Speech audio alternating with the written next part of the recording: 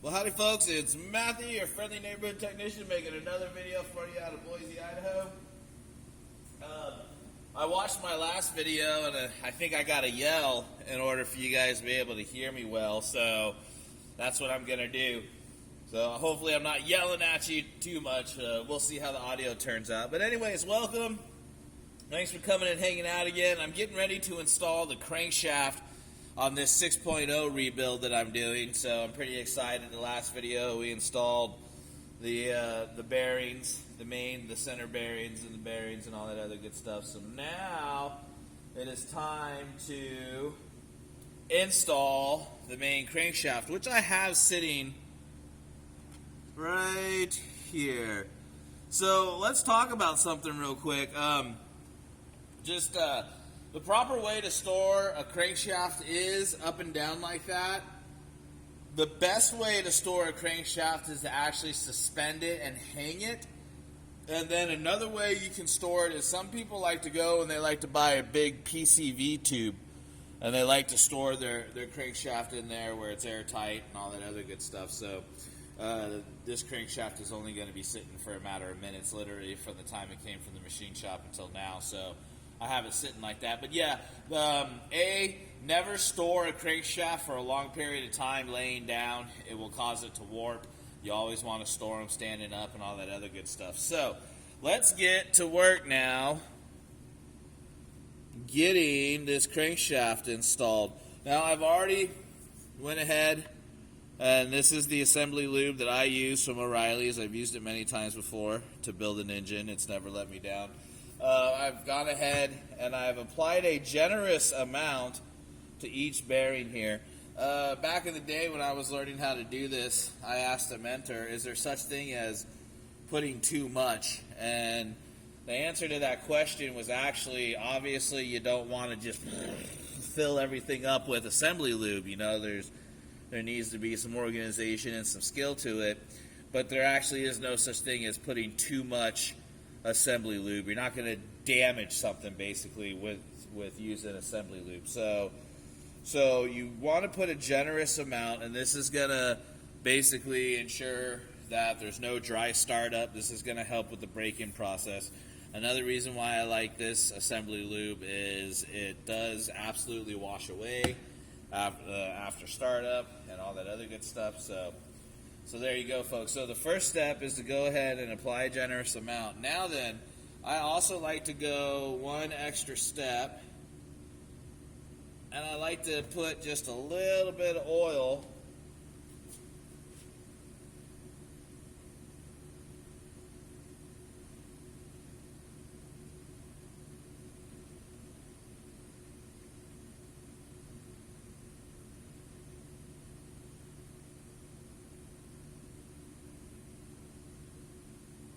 on each one as well.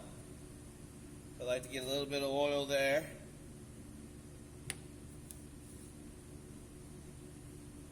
Alright, now I'm going to get my crankshaft prepared. I'll be right back. Okay, so I'm back. So yeah, that part's pretty straightforward and simple. Get you a little bit of oil down on your bearings there along with your assembly lube. Now next is the crankshaft. So I'm going to go ahead and put just a little bit of oil on the crankshaft. Now what I'm doing over here now is I'm just checking each spot to make sure that oil journals are clean, all that other good stuff is clean. There's no dust or dirt or grime.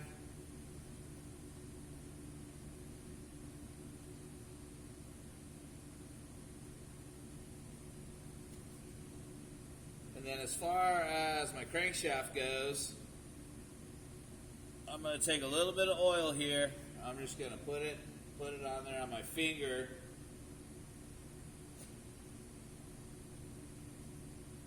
I'm going to put that on each spot on our crankshaft.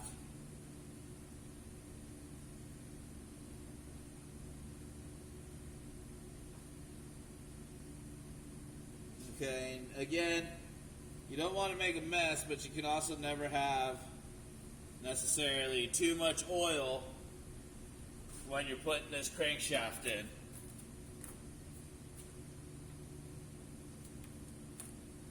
Alright, now we will grab our crankshaft and we'll go ahead and we'll lay our crankshaft down in there. The crankshaft is heavy.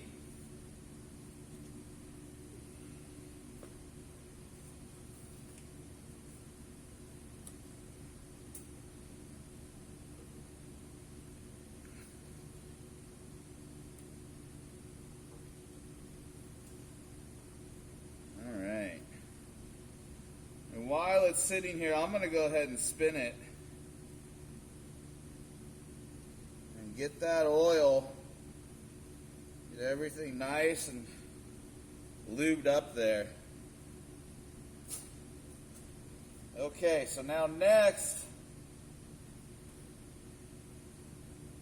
it's time to get our caps in. So I'm going to start up here with number 1.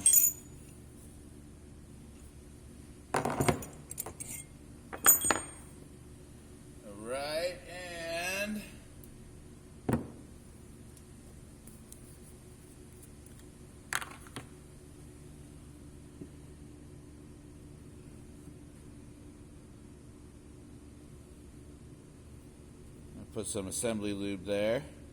Okay. I say a generous amount. I mean a generous amount.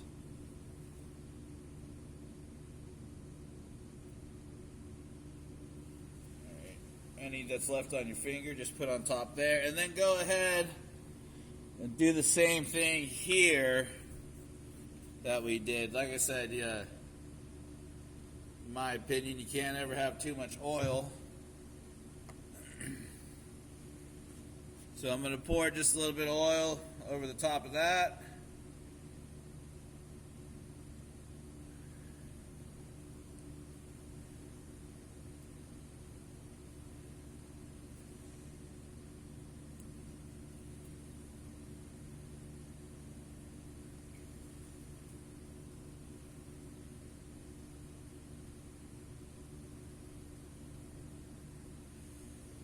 Now we're going to install.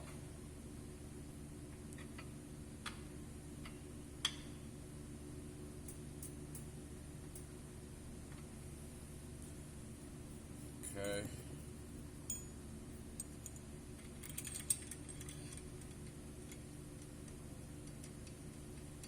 Now we've got our outside bolts and our inside bolts. Now, if you're watching this because you're looking for torque specifications, pay careful attention. The inside bolts are, I believe, the inside bolts are 80 foot-pounds. The outside bolts are 18 foot-pounds. And you have to do them in the sequence of inside to outside, both on the inside bolts and the outside bolts. So I will actually make a separate video from here showing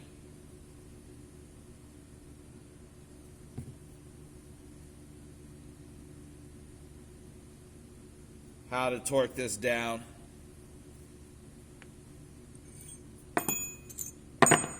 Once I'm finished here with this. So how's everybody out there doing? Everybody doing well? We're doing pretty good here. The shop's been doing well, and the wife and family's doing well. I can't complain at all. It's a good life. Okay, and again, I'm going to put a little bit of oil. Just want to make sure. Oops.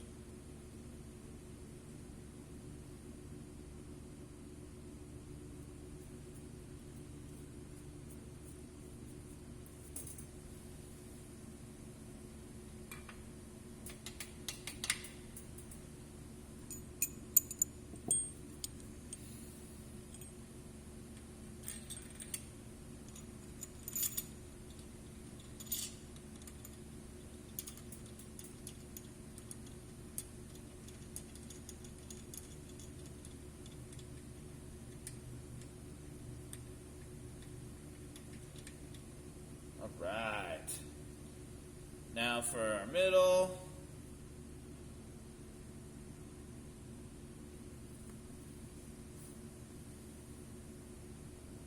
Don't want to make too much of a mess there.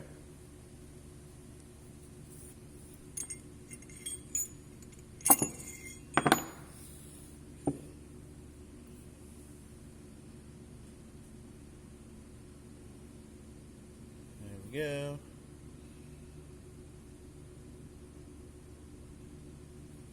And then a little bit of oil, and I just have myself a little system going here.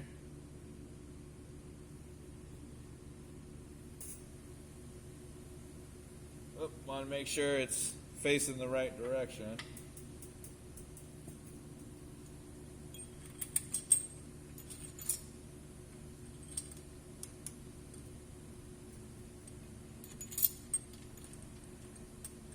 I have to, wiggle this a little bit to get the bolts to line up. But ultimately, every one of these bolts should go in hand tight all the way down with no issues, no resistance whatsoever.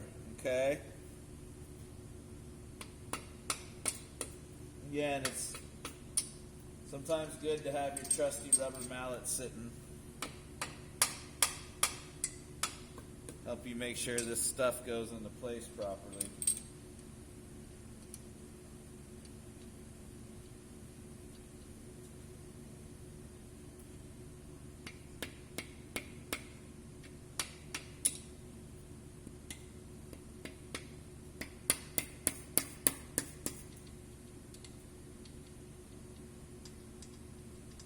And the reason why I kind of pointed out that all of these bolts should go in just fine is don't get in a situation where you end up stripping out one of the threads on these bolts.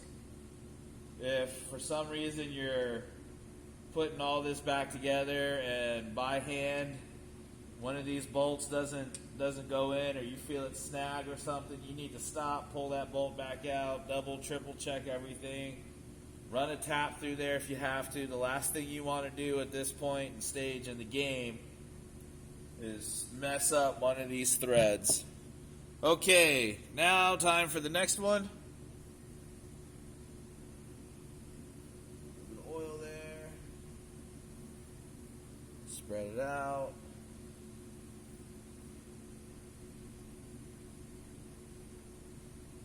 Now it doesn't really matter too much again. If you spill oil, I'm just a perfectionist. That's all.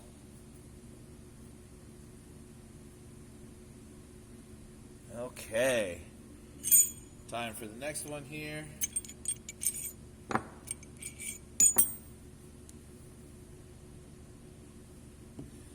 All right, now we're going to do the same here. Generous amount. Does anybody have any big projects that they're working on? As you know, I do this for a living, so it's not always necessarily fun. But, I do, in general enjoy what I do, or else I wouldn't do it. But does anybody have anything fun going on that, isn't a project that has to be completed at a certain time or anything like that? Holler at me in the comments. Let me know what you got going on.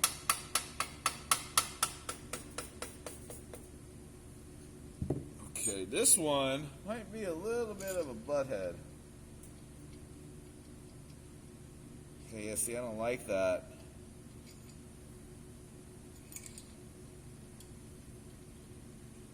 Yeah, okay, see? Right off the bat, that one did not want to... Hang on a second, let me go grab the pry bar.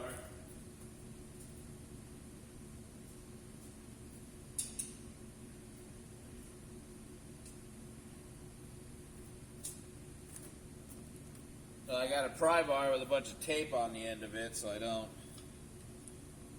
mess or scratch anything up here. Stuff ain't so easy to get out.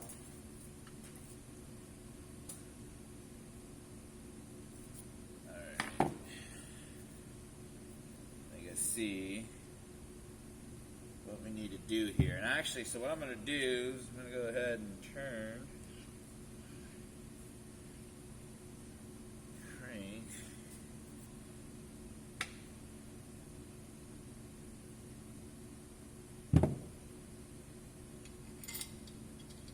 What did I say? This one was going to be a little bit of a butthead.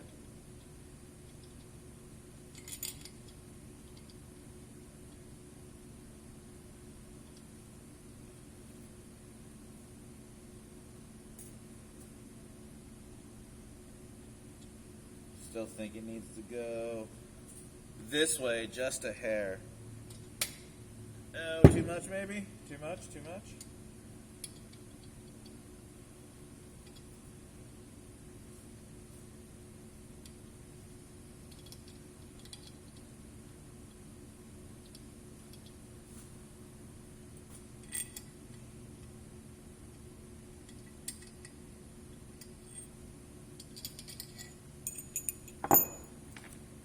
Let's go ahead and pull this one back out if we can.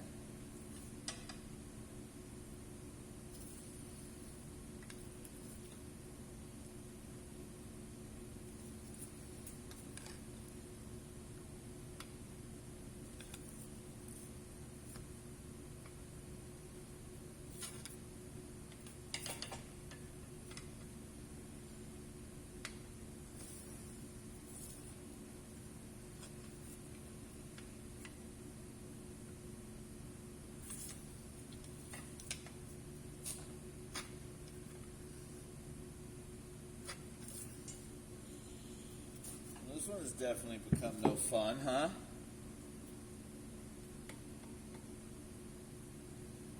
So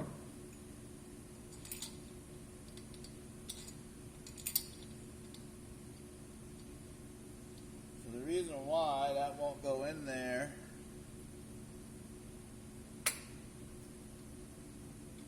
nice and easy, like the other ones have, you see how easy these are? Because that's not lined up properly, so it's not grabbing the threads.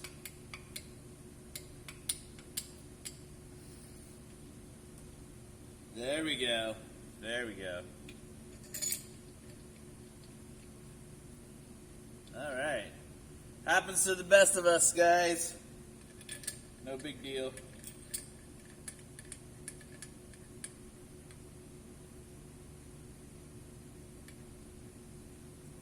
Now,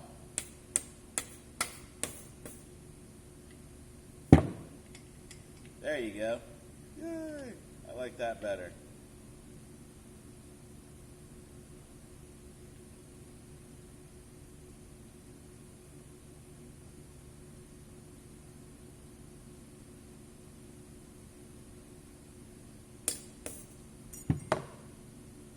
Yep. Just needed some love there. Alright, now we can finally get to our last one here.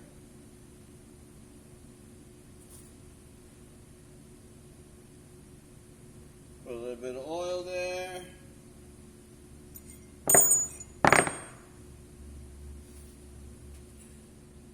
And some assembly lube.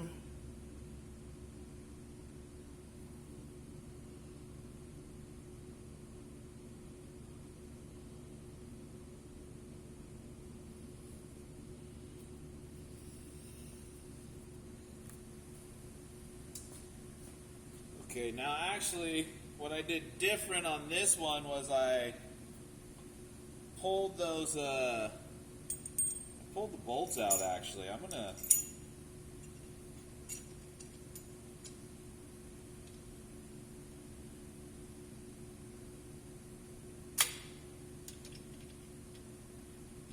nice, that one just slid right in, huh?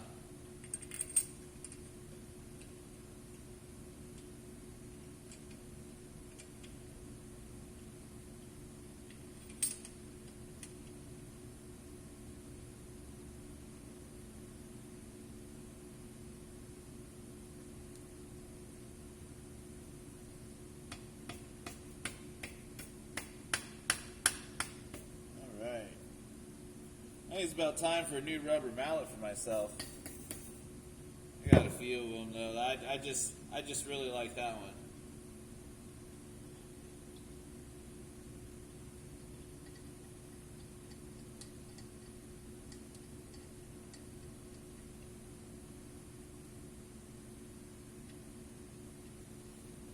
Okay, now And we got all of this installed. We're not done yet. Don't forget, we still got to go and tighten everything down. I'm going to go ahead and turn this crank over by hand, though. I want to make sure everything is working properly the way it's supposed to be.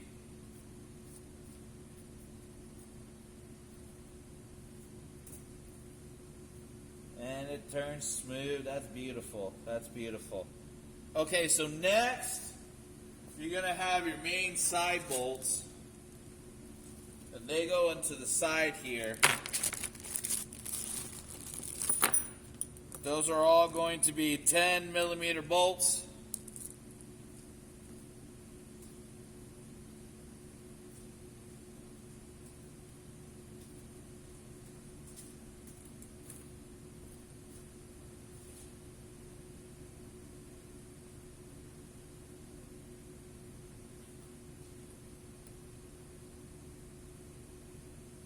All right, let's see.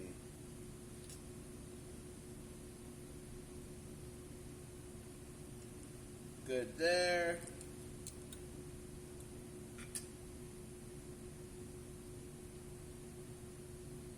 Good there. Lined up there. Lined up there.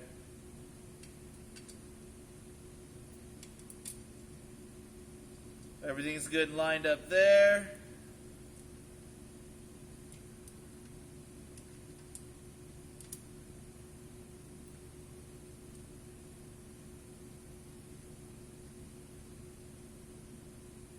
Uh-oh. See, if everything isn't perfectly lined up the way it should be, these side bolts aren't going to easily thread in either.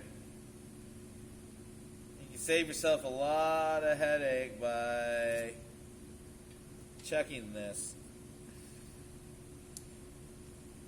I think it's set down the way... Oh, no, it's not. Okay.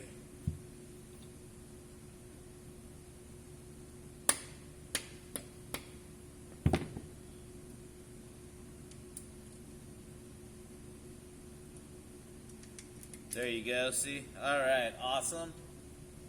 And we have two more.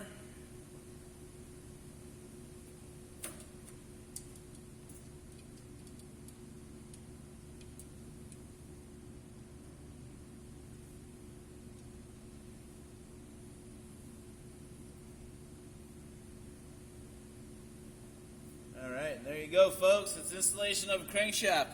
Now the next video that I'll make will show the torque sequence and the torque specifications on how to do that, and we'll go more into depth into that. We'll make a short video showing just that. So, alright guys, hey everybody, thanks for hanging out with me, checking out my videos. If you have any questions, shoot them to me in the comments. Myself or somebody else as part of the community will definitely get back to you. Shout out to everybody that's a faithful supporter and part of the community. Also, a shout out to the people that have started to buy my channel memberships. My email is open to you guys most indefinitely. Get with me and tell me what you'd like to see. Maybe some special perks for yourself as a member of the channel as you buy membership. So, all right, everybody. Well, thanks for hanging out with me. This is Matthew, your friendly neighborhood technician, signing off.